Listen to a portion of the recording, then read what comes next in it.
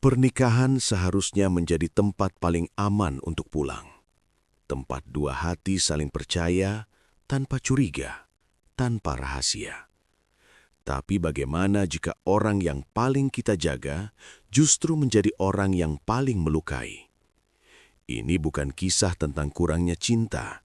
Ini adalah kisah tentang kepercayaan yang dikhianati, tentang rumah tangga yang hancur tanpa suara, dan tentang luka yang harus dipilih, bertahan atau melepaskan. Inilah kisah pengkhianatan terbesar dalam pernikahanku. Pagi selalu dimulai dengan suara yang sama di rumah itu. Tawa anak-anak, aroma kopi hitam yang mengepul dari dapur, dan langkah kaki Nadia yang mondar-mandir menyiapkan sarapan. Dari luar, rumah kecil kami tampak seperti potongan kebahagiaan yang sempurna. Rapi, hangat, dan utuh. Aku, Arman, berdiri di depan cermin sambil merapikan kemeja kerja. Dari balik kaca, kulihat bayangan seorang pria yang merasa hidupnya telah mencapai garis aman. Aku punya pekerjaan tetap, istri yang setia, setidaknya begitu keyakinanku saat itu. Dan dua anak yang menjadi alasan aku pulang setiap hari. "Mas, sarapannya jangan lupa." Suara Nadia terdengar lembut dari dapur. Aku tersenyum. "Ya, sebentar." Nada suaranya tak berubah, tetap hangat, tetap perhatian. Dan justru itulah yang membuatku tak pernah menyangka apapun. Kami duduk satu meja. Anak-anak berebut telur dadar. Nadia tersenyum sambil merapikan rambut anak bungsu kami. Tangannya cekatan, penuh kasih. Tak ada tanda-tanda bahwa hati seseorang bisa berkhianat sambil tetap tersenyum seperti itu. Di mata orang lain, kami keluarga yang patut ditiru. Namun pagi itu, ada satu hal kecil yang luput dari perhatianku, atau mungkin sengaja kupalingkan. Ponsel Nadia bergetar pelan di atas meja. Ia menoleh cepat, lalu membalik layar ponselnya menghadap meja. Gerakannya singkat, tapi cukup untuk meninggalkan rasa yang samar di dadaku. "Pesan siapa?" tanyaku ringan tanpa curiga. Nadia tersenyum. "Terlalu cepat." "Grup ibu-ibu sekolah?" Aku mengangguk. Lagi-lagi memilih percaya.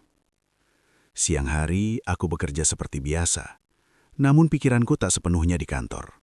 Bayangan gerakan kecil Nadia pagi tadi terus berulang di kepalaku. Aku tepisnya. Aku bukan tipe suami pencemburu. Kepercayaan adalah fondasi pernikahan. Itulah yang selalu kupegang. Sore menjelang, hujan turun perlahan. Aku pulang dengan jas hujan, membawa jajanan kesukaan anak-anak. Ketika membuka pintu, rumah terasa sepi. "Nat," panggilku. Tak ada jawaban. Di ruang tamu televisi mati, dapur bersih. Tak ada aroma masakan seperti biasanya. Hanya selembar catatan kecil di meja. "Mas, aku keluar sebentar. Jangan lupa jemput anak-anak ya." Tak ada tanda tangan, tak ada penjelasan kemana. Aku menatap catatan itu lama. Keluar sebentar. Kalimat yang belakangan sering kudengar. Malam tiba, anak-anak sudah tidur. Nadia baru pulang ketika jarum jam hampir menyentuh angka 10. Rambutnya masih rapi, bajunya tak kusut dan aroma parfum asing melekat samar. "Kok lama?" tanyaku. Ia menaruh tas, menghindari tatapanku. "Tadi ketemu teman lama nggak ngobrol." Aku ingin bertanya lebih jauh, tapi suaraku tertahan di tenggorokan. Ada perasaan aneh, bukan marah, bukan cemburu, melainkan takut. Takut menemukan jawaban yang tak siap kuterima. Kami tidur di ranjang yang sama. Namun untuk pertama kalinya, aku merasa sendirian meski ada tubuh lain di sampingku. Nadia membelakangi aku. Tangannya menggenggam ponsel. Layarnya redup, tapi cukup untuk kulihat senyum kecil di wajahnya. Senyum yang tak pernah kulihat lagi untukku. Aku menatap langit-langit kamar. Dan tanpa kusadari, di malam yang tenang itu, rumah yang selama ini kukira bahagia, mulai retak. Hari-hari setelah malam itu berjalan seperti biasa, setidaknya dari luar. Aku tetap berangkat kerja pagi-pagi. Nadia tetap menyiapkan sarapan. Anak-anak tetap tertawa. Tapi ada sesuatu yang hilang. Seperti suara jam dinding yang berhenti berdetak tanpa disadari siapapun. Nadia kini lebih sering diam. Jika dulu ia selalu menanyakan hariku, kini jawabannya hanya anggukan singkat. Tatapannya sering kosong, seolah pikirannya berada di tempat lain, jauh dari rumah ini, jauh dariku. Suatu pagi saat aku mengenakan sepatu kerja, kulihat Nadia berdiri di depan cermin. Ia merapikan rambutnya lebih lama dari biasanya, mengoleskan lipstik tipis, lalu menyemprotkan parfum. Bukan parfum yang biasa ia pakai. "Kok rapi banget?" tanyaku setengah bercanda. Ia tersenyum kecil. "Biar nggak kelihatanku sama aja." Senyumnya tak sampai ke mata.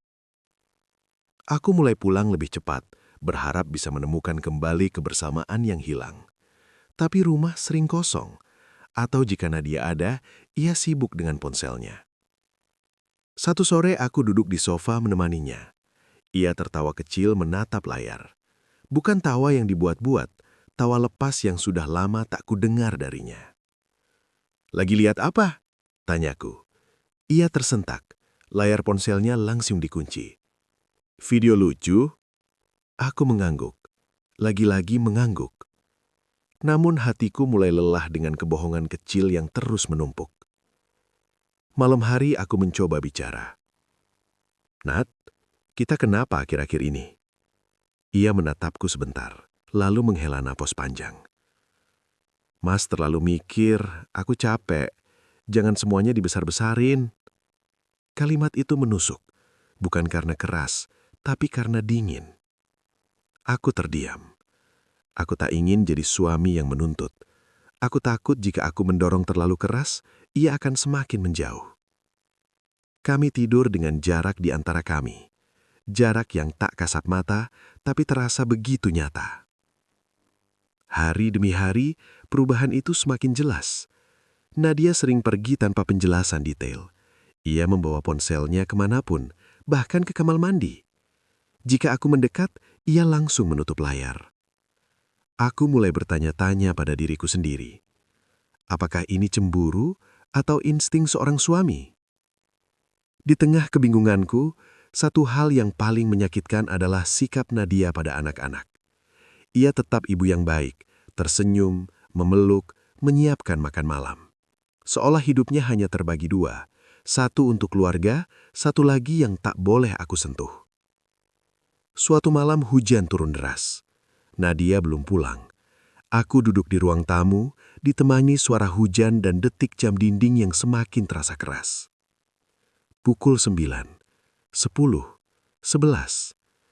Akhirnya pintu terbuka.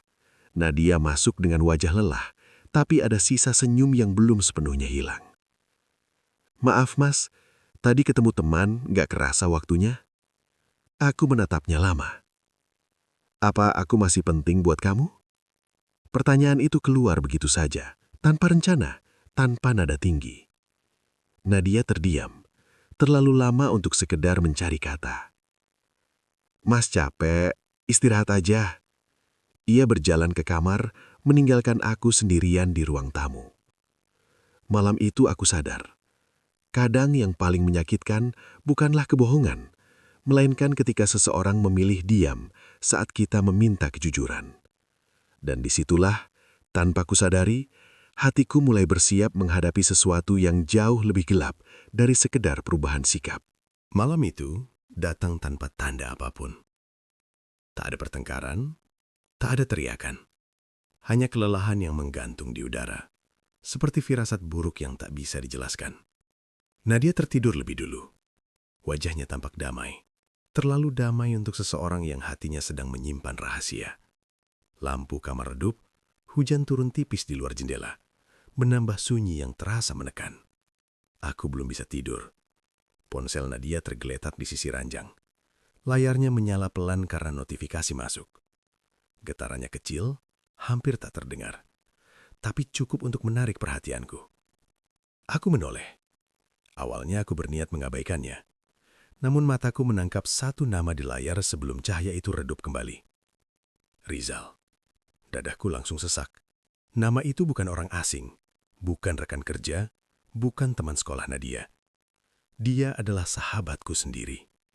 Tangan kiriku gemetar. Aku duduk perlahan agar tak membangunkannya. Aku tahu ini salah. Aku tahu aku melanggar batas.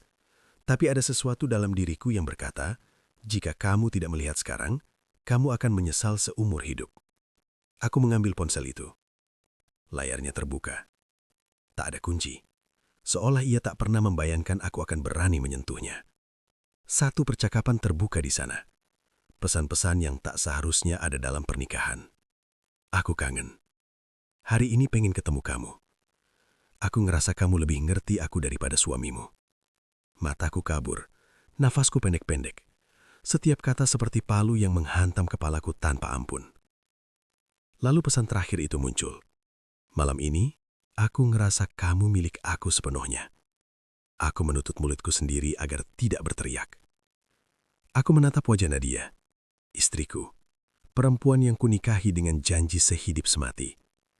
Perempuan yang setiap pagi mencium kening anak-anakku.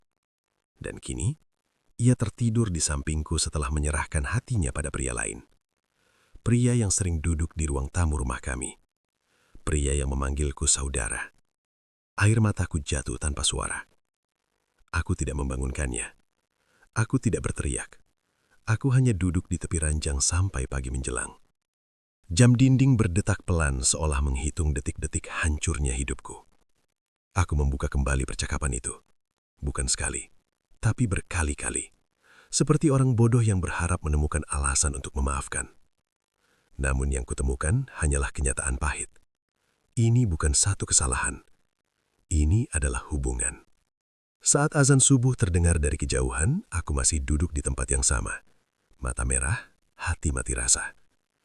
Nadia terbangun. Ia menoleh kepadaku, terkejut melihat aku masih terjaga. "Mas, kamu kenapa?" Aku menatapnya lama, terlalu lama.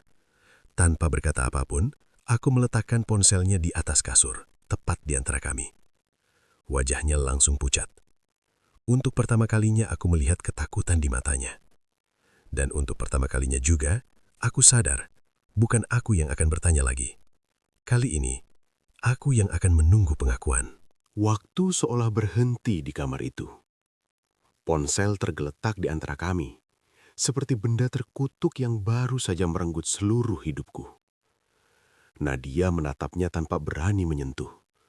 Tangannya gemetar, nafasnya tak beraturan. Aku masih diam, bukan karena tak punya kata, tapi karena terlalu banyak yang ingin kuteriakkan. "Mas," suaranya parau. "Aku bisa jelasin." Aku tertawa kecil, bukan tawa bahagia. "Jelasin apa?" tanyaku pelan. "Jelasin sejak kapan kamu jadi milik orang lain?" Nadia menangis. Tangisnya pecah, tapi tak lagi terdengar indah. "Aku khilaf, Mas."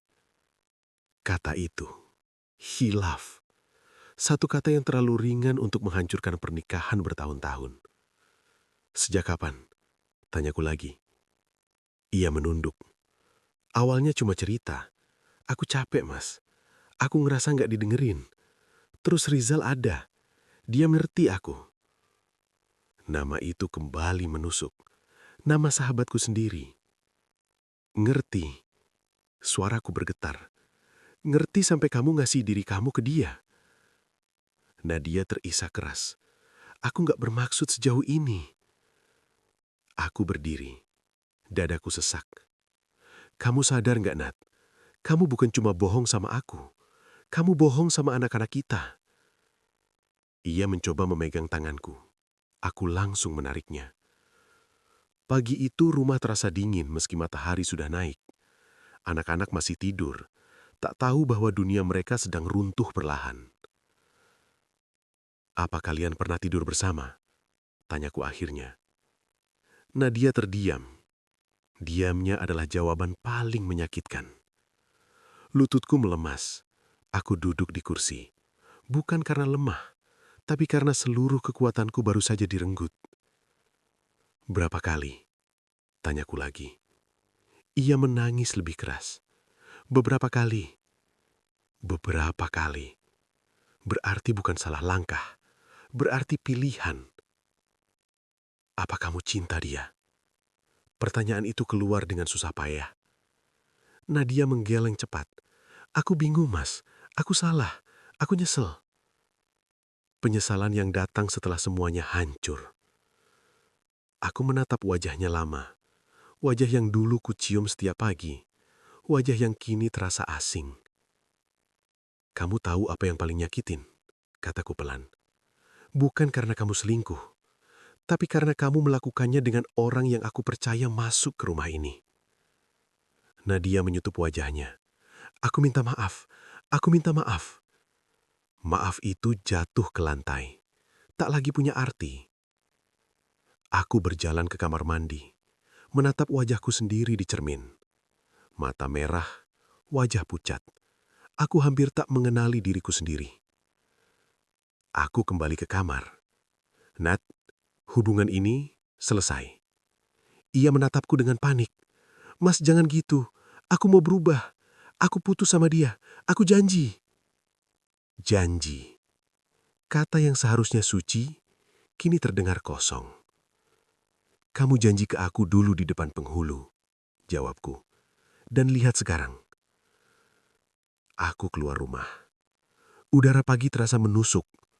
Untuk pertama kalinya sejak menikah, aku pergi tanpa tujuan, hanya ingin menjauh dari rasa sakit yang terlalu berat untuk dipikul sendirian. Dan di saat itu juga aku sadar, pengakuan itu datang bukan untuk menyelamatkan pernikahan, melainkan untuk mengakhiri sisa kepercayaanku yang masih bertahan. Aku tidak pulang sampai sore. Kakiku melangkah tanpa arah, pikiranku kosong. Yang tersisa hanya satu nama yang terus berputar di kepala. Rizal, sahabatku. Orang yang dulu paling sering duduk di ruang tamu rumahku. Orang yang tahu cerita hidupku luar dalam. Orang yang kupanggil saudara. Sore itu aku berdiri di depan sebuah kafe kecil. Aku tahu dia sering kesini. Tanganku dingin saat mendorong pintu. Di sudut ruangan, aku melihatnya. Rizal duduk sendiri. Dan saat mata kami bertemu, aku tahu, dia sudah siap ketahuan. Man, katanya pelan. Aku duduk di depannya. Tak ada pelukan, tak ada senyum. Hentikan panggilan itu, ucapku datar. Kamu gak punya hak manggil aku begitu lagi. Ia menunduk. Aku salah. Aku tertawa kecil. Kamu tahu apa yang lucu? Semua orang bisa salah, tapi nggak semua orang mengkhianati sahabatnya sendiri. Rizal mengusap wajahnya. Aku nggak pernah niat nyakitin kamu. Lalu kamu niat apa? Nadaku tetap tenang. Justru itu yang membuat dadaku terasa seperti terbakar. Ia terdiam lama, lalu berkata dengan suara hampir tak terdengar. Aku jatuh cinta sama istrimu. Kalimat itu menghantamku lebih keras dari tamparan. Aku menatapnya lurus. Dan kamu pikir cinta itu alasan? Aku kalah sama perasaan, katanya. Aku menggeleng. Kamu bukan kalah, kamu memilih. Aku berdiri. Sejak kapan? Rizal menarik nafas panjang. Sudah lama. Awalnya cuma curhat, terus keterusan. Keterusan. Seolah itu proses alamiah, seolah pengkhianatan bisa terjadi tanpa kesadaran. Kamu datang ke rumahku, kataku pelan. Kamu makan masakannya, kamu main sama anak-anakku, dan di saat yang sama, kamu tidur sama ibunya. Rizal menutup wajahnya. Aku minta maaf. Aku membungkuk sedikit, mendekatkan wajahku padanya. Dengar baik-baik, maaf kamu gak akan pernah cukup. Aku pergi tanpa menoleh. Di luar, langit mendung. Dadaku terasa kosong. Tidak ada amarah yang meledak. Yang ada hanya kehampaan. Jenis luka yang tidak berteriak, tapi menghancurkan dari dalam. Malam itu aku pulang ke rumah menjelang malam. Anak-anakku langsung memelukku. Ayah, kemana aja? Tanya mereka. Aku tersenyum paksa. Kerja, nak. Kebohongan pertama yang kulakukan demi melindungi mereka. Nadia menatapku dari dapur. Matanya sembab. Kamu ketemu Rizal? Tanyanya pelan. Aku mengangguk. Sudah. Ia mendekat. Apa katanya? Aku menatapnya lama. Dia bilang cinta itu alasan. Dan aku sadar, kalian berdua sama-sama memilih menghancurkan aku. Nadia menangis lagi. Namun kali ini, tangisku tak lagi keluar. Malam itu, aku tidur di ruang tamu. Di bawah atap yang sama, dengan dua orang yang pernah kucintai. Dan kini, menjadi sumber lukaku yang paling dalam. Dan saat aku menatap langit-langit rumah itu, satu pertanyaan muncul. Jika dua orang terdekat bisa mengkhianati, lalu siapa lagi yang bisa dipercaya? Hari-hari setelah itu terasa lebih berat dari sebelumnya. Bukan karena pertengkaran, justru karena keheningan. Rumah kami berubah menjadi ruang tunggu tanpa tujuan, tempat dua orang dewasa hidup berdampingan tanpa benar-benar hidup. Nadia berusaha. Ia bangun lebih pagi, menyiapkan sarapan, menanyakan kabarku, mengirim pesan saat aku di kantor. Namun setiap usahanya justru menusuk, karena aku tahu semua itu datang setelah pengkhianatan, bukan sebelum. "Mas, aku benar-benar sudah memutuskan semuanya," katanya suatu malam. "Aku nggak pernah ketemu dia lagi."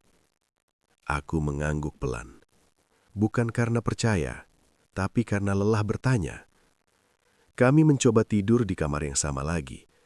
Namun di antara kami, ada jarak yang tak bisa dijembatani oleh kata maaf. Saat Nadia menyentuh tanganku, tubuhku refleks menegang.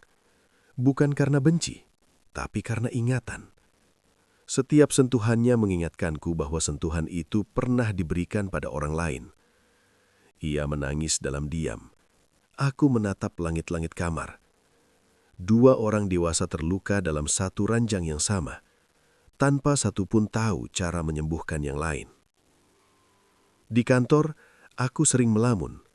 Rekan kerja bertanya, aku hanya menjawab singkat. Tak ada yang tahu betapa berat rasanya tersenyum saat hatimu pecah. Aku mulai bertanya pada diriku sendiri, apa aku masih mencintainya? Atau aku hanya takut kehilangan keluarga? Jawabannya tak pernah jelas. Suatu sore, aku pulang lebih awal. Rumah sepi. Nadia belum pulang. Anak-anak masih di sekolah. Aku duduk sendirian di ruang tamu, menatap foto keluarga di dinding. Di foto itu, kami tertawa. Kami bahagia. Atau setidaknya, aku pikir begitu. Tanganku gemetar saat menurunkan bingkai foto itu. Aku menatap wajah Nadia di sana. Wajah yang sama, tapi perasaan yang berbeda. "Kenapa kamu hancurin semuanya?" bisikku pelan. Tak ada jawaban. Malam itu Nadia pulang dengan wajah cemas. "Kamu kenapa matiin HP? Aku nyariin." Aku menatapnya. "Kamu takut kehilangan aku? Atau takut sendirian?" Pertanyaan itu membuatnya terdiam. "Aku takut kehilangan keluarga," katanya akhirnya. Aku tersenyum pahit. Seharusnya rasa takut itu datang sebelum kamu mengkhianati. Anak-anak mulai merasakan perubahan. Mereka lebih sering diam, lebih jarang tertawa. Suatu malam, anak sulungku bertanya, "Ayah sama ibu lagi marah ya?"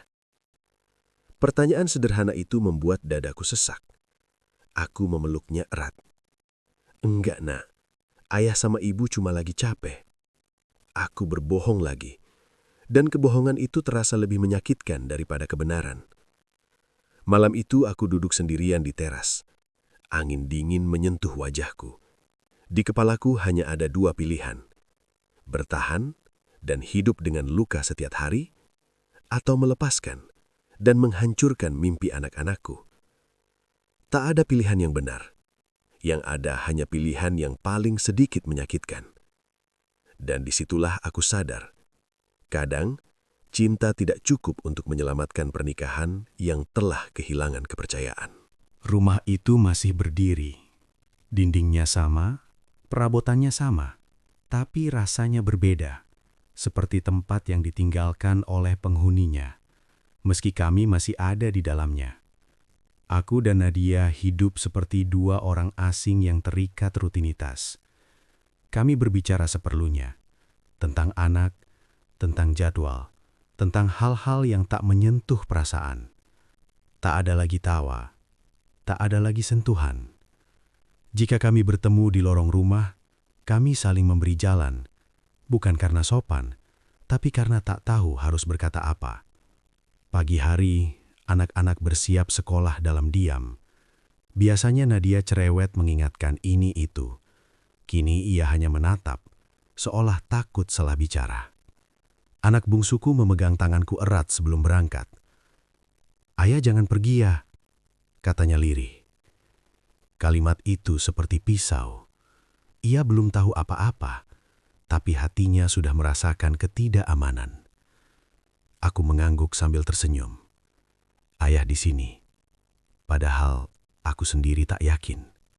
Suatu malam, kami duduk bertiga di ruang tamu. Televisi menyala tanpa suara.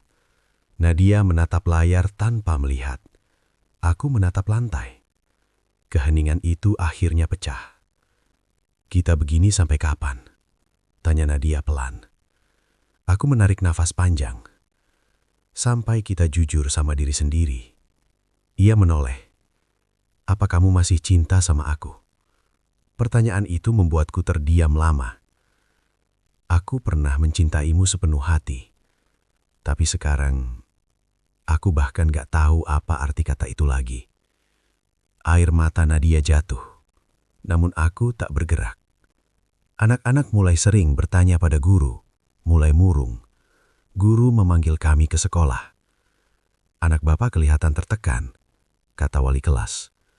"Mungkin ada masalah di rumah?" Aku mengangguk pelan. Masalah yang terlalu besar untuk dijelaskan dalam satu kalimat. Di perjalanan pulang, Nadia menangis di dalam mobil. "Kita nyakitin mereka," katanya. Aku mengangguk. Kita nyakitin semua orang. Malam itu aku tidak tidur. Aku duduk di ruang tamu, menatap rumah yang pernah menjadi tempat paling aman dalam hidupku. Aku menyadari satu hal yang selama ini kuhindari. Bertahan bukan berarti menyelamatkan. Kadang bertahan justru memperpanjang luka untuk semua orang. Dan di rumah tanpa cinta itu, aku akhirnya mengerti. Anak-anak tidak butuh orang tua yang utuh secara status. Mereka butuh orang tua yang utuh secara jiwa. Malam itu hujan turun deras. Bukan hujan biasa, melainkan hujan yang membuat siapapun ingin berdiam diri dan menghindari kenyataan. Aku duduk di ruang tamu sendirian. Lampu sengaja kupadamkan. Hanya suara hujan yang menemani pikiranku. Nadia keluar dari kamar. Matanya sembab. Ia tahu.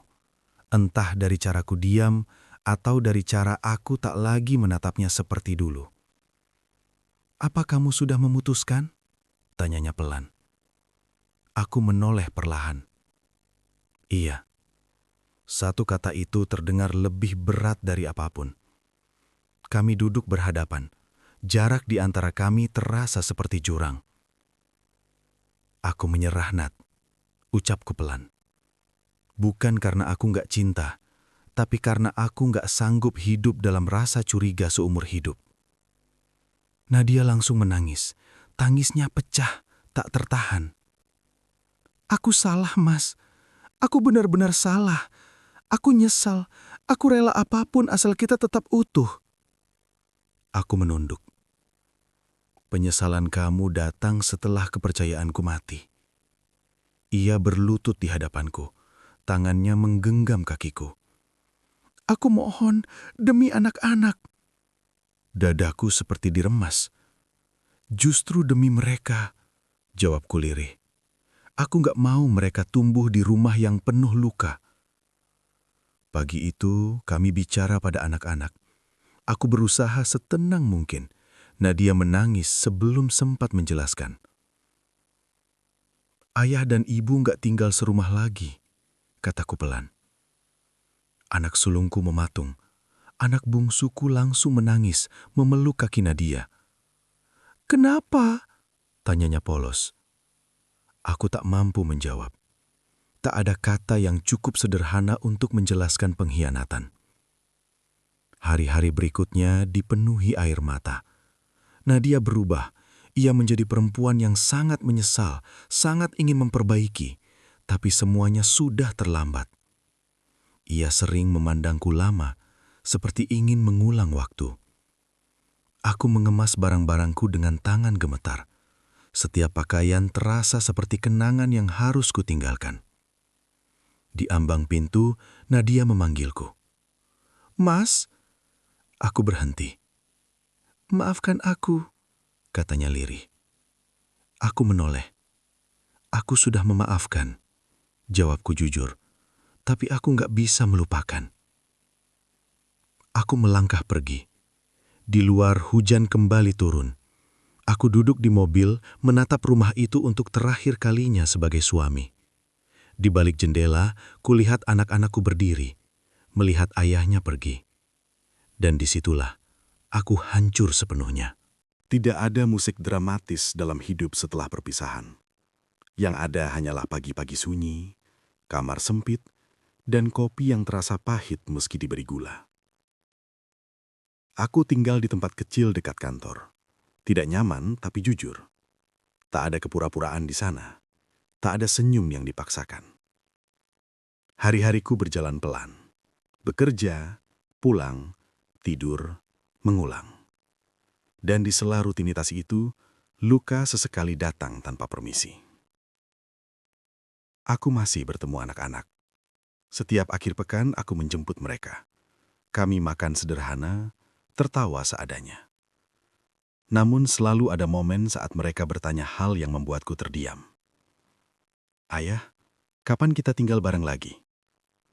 Aku menatap wajah mereka lama. "Kita masih keluarga," jawabku pelan, walau rumahnya berbeda. Mereka mengangguk. Mungkin belum sepenuhnya mengerti. Tapi aku berharap suatu hari nanti mereka paham bahwa ayah mereka memilih kejujuran, bukan pelarian. Nadia pernah menghubungiku. Pesannya singkat. Aku masih menyesal. Aku membaca lama, lalu menutup ponsel tanpa membalas. Bukan karena benci, tapi karena beberapa pintu jika sudah tertutup, memang tak seharusnya dibuka lagi. Tidak ada musik dramatis dalam hidup setelah perpisahan. Yang ada hanyalah pagi-pagi sunyi, kamar sempit, dan kopi yang terasa pahit meski diberi gula. Aku tinggal di tempat kecil dekat kantor. Tidak nyaman, tapi jujur. Tak ada kepura-puraan di sana. Tak ada senyum yang dipaksakan. Hari-hariku berjalan pelan. Bekerja, pulang, tidur, mengulang. Dan di sela rutinitas itu, luka sesekali datang tanpa permisi. Aku masih bertemu anak-anak. Setiap akhir pekan aku menjemput mereka. Kami makan sederhana, tertawa seadanya. Namun selalu ada momen saat mereka bertanya hal yang membuatku terdiam. "Ayah, kapan kita tinggal bareng lagi?" Aku menatap wajah mereka lama. "Kita masih keluarga," jawabku pelan, walau rumahnya berbeda. Mereka mengangguk. Mungkin belum sepenuhnya mengerti. Tapi aku berharap suatu hari nanti mereka paham bahwa ayah mereka memilih kejujuran, bukan pelarian. Nadia pernah menghubungiku. Pesannya singkat. Aku masih menyesal. Aku membaca lama, lalu menutup ponsel tanpa membalas. Bukan karena benci, tapi karena beberapa pintu jika sudah tertutup, memang tak seharusnya dibuka lagi. Malam-malam tertentu aku masih terbangun. Bayangan masa lalu datang seperti tamu tak diundang. Tawa, pelukan, janji. Namun kini aku belajar satu hal penting. Kehilangan bukan akhir dari hidup. Kadang justru awal untuk menemukan diri sendiri. Aku belajar mencintai diriku yang dulu terlalu percaya. Aku belajar bahwa setia bukan hanya tentang pasangan, tapi juga tentang menjaga harga diri. Suatu sore aku duduk di taman menatap orang-orang berlalu lalang. Aku tidak lagi iri melihat pasangan lain. Tidak lagi bertanya, kenapa aku? Karena aku tahu jawabannya. Tidak semua cinta berakhir bahagia, tapi semua luka mengajarkan sesuatu. Dan jika suatu hari aku kembali jatuh cinta, Aku ingin melakukannya tanpa kebohongan, tanpa mengorbankan diriku sendiri. Pengkhianatan terbesar dalam pernikahanku tidak hanya menghancurkan rumah tangga. Ia memaksaku tumbuh. Ia memaksaku jujur pada rasa sakit. Dan meski lukanya akan selalu ada, aku memilih hidup dengan kebenaran, daripada bertahan dalam cinta yang telah mengkhianati kepercayaan. Tidak semua yang bertahan itu kuat, dan tidak semua yang pergi itu menyerah. Ada luka yang tidak bisa disembuhkan dengan maaf. Ada kepercayaan yang sekali hancur, tak pernah benar-benar kembali. Kisah ini bukan untuk menghakimi, tapi untuk mengingatkan bahwa cinta tanpa kejujuran hanyalah ilusi. Jika kamu sedang berada di posisi yang sama, ingatlah satu hal, kamu berhak memilih dirimu sendiri. Terima kasih sudah menyimak kisah ini. Sampai jumpa di cerita berikutnya.